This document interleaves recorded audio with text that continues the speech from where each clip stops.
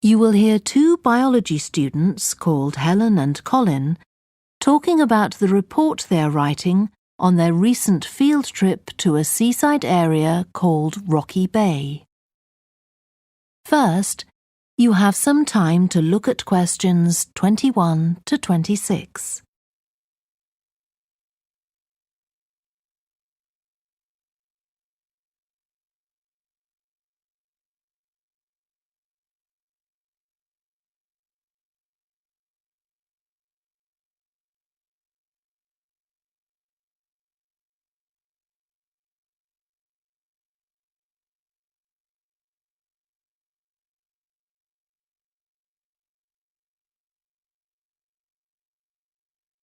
Now listen carefully and answer questions 21 to 26.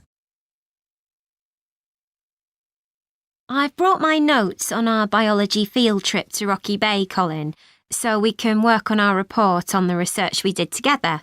OK. I've got mine too. Let's look at the aims of the trip first. Right. What did you have? I just put something about getting experience of the different sorts of procedures used on a field trip. But we need something about what causes different organisms to choose particular habitats. I agree. And something about finding out how to protect organisms in danger of dying out. In our aims? But we weren't really looking at that. I suppose not. OK, now there's the list of equipment we all had to bring on the field trip. What did they tell us to bring a ruler for? It was something about measuring the slope of the shore.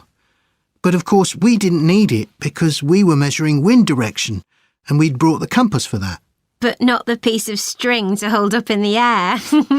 Didn't Mr. Blake make a fuss about us leaving that behind? Yeah, he does go on. Anyway, it was easy to get one from another of the students. Now, the next section's the procedure. I sent you the draft of that. Yeah, it was clear, but I don't think we need all these details of what time we left and what time we got back and how we divided up the different research tasks. OK, I'll look at that again. Then we have to describe our method of investigation in detail. So let's begin with how we measured wave speed. I was surprised how straightforward that was.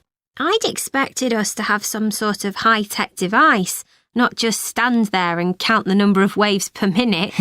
Not very precise, but I suppose it was good enough. But the way we measured the amount of salt was interesting. In the water from the rock pools? Yeah. Oh, I wanted to check the chemicals we used in the lab when we analysed those samples. Was it potassium chromate and silver nitrate? That's right. OK. And we need the map of the seashore. You just left that to me. And I had to do it while the tide was low. Well, that was OK, but the place I started it from was down on the beach. Then I realised I should have gone up higher to get better visibility, so I had to start all over again. But at least I'd got the squared paper, or I'd have had problems drawing it all to scale. Yeah, it looks good.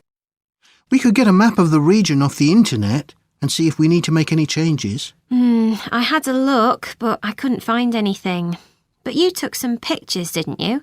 Yeah, I'll email you them if you want. OK, I'll make my amendments using those. Then I can scan it into our report. Great! Before you hear the rest of the discussion, you have some time to look at questions 27 to 30.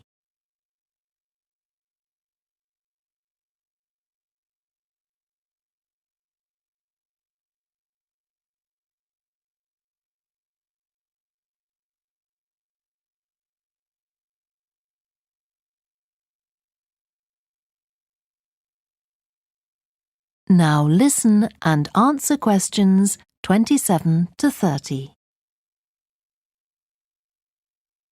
Now, when we get to our findings, I thought we could divide them up into the different zones we identified on the shore and the problems organisms face in each zone. So for the highest area... The splash zone? Yeah. We found mostly those tiny shellfish that have strong hard shells that act as protection.